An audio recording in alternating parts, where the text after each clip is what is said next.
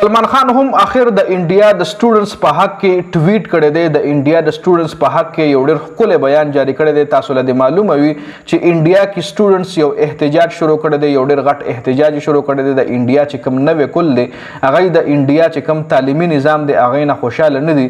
نو د تعلیمي نظام بدلولو دپاره په انډیا کې یو غټ احتجاج روان دی. که چېرې تاسو زما دې نه مخکې ویلاګ کتلي وي نو کې ما پوره ډیټیل سره ویلي دي چې انډیا کې دا احتجاج په څه خبره باندې روان دی.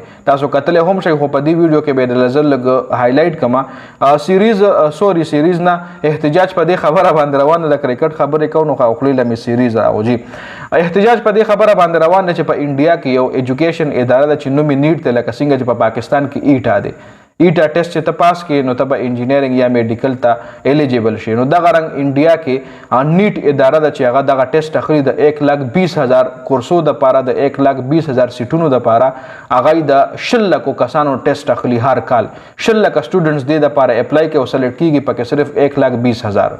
اور چې دې کې داسې واقعیات هم راغلي دي چې کوم سټوډنټس په دې ټیسټ کې فیل شو نو خودکشیان هم کړي دي. او اوس د انډیا سټوډنټس وایي چې دا نیټ اداره چې کومه دی پیپر یې آوټ کوي. دی چې کم مالدار خلک ته له پیپر یې وښي ای په ټیسټ کې پاس شي، او غریب خلک په ټیسټ کې دی په کس فیل کوي، پیپر یې دی آوټ کوي. نو دا اداره د ختم شي یا د بدله کړلی شي. د انډیا عوام په دې باندې احتجاج کوي. نو سلمان خان هم دغه د انډیا عوام چې کوم دي د انډیا نوې کل چې کوم دی هغې سپورټ کړی دی. سلمان خان څه ویلي دا اوس په ډیټیل سره خبره کوو. سلمان خان د انډیا سټوډنټس په حق کې آخر خپل بیان جاری کو. انډیا کې سټوډنټس 25 ورځې داسې په احتجاج دي. په 25 ورځې پس آخر سلمان خان هم خپل حق ادا کو. سلمان خان په خپل سوشل میډیا باندې پوسټ کړی دی باقاعده، او ورسره خپل د سکول تصویر هم لګولی دی. سلمان خان په دې پوسټ کې لیکلی دی چې د انډیا ایجوکیشن سیستم داسې پکار دی چې د بهر ملکونو نه سټوډنټس تعلیم دپاره انډیا ته راشي.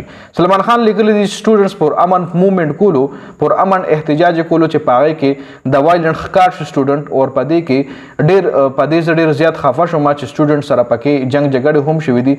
زما زړه او غمرازي هغه ټول خاندانونو سره ده، د کومو خاندانونو ماشومان، د کومو خاندانونو سټوډنټس چې په دې موومنټ کې خوږ شوي دي.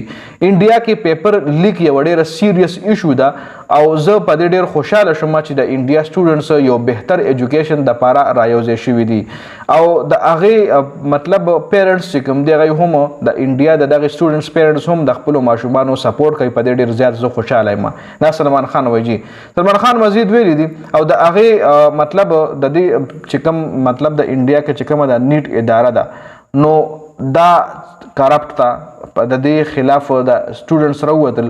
نو سلمان خان وایي د هغه سټوډنټس چې دی به سبا انډیا ریپرزینټ کوي، دی به سبا د انډیا حکومت چلی، دی به سبا د انډیا معاش چلی، دی به سبا انډیا بهتري طرف ته بوزي.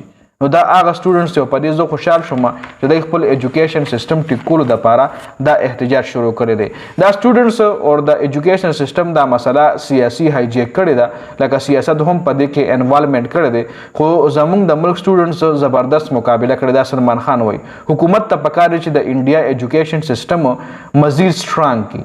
لکه دا سلمان خان په خپل ټویټ کې لیکلي دي چې د سټوډنټ سپورټ یې پکې भरपूर کړی دی. جن دا په دې ویډیو کې اپډیټس د دې حوالې سره ستاسو سره ده. خپله قیمتي رایه موږ سره په کمنټ کې ضرور شریکه کړئ.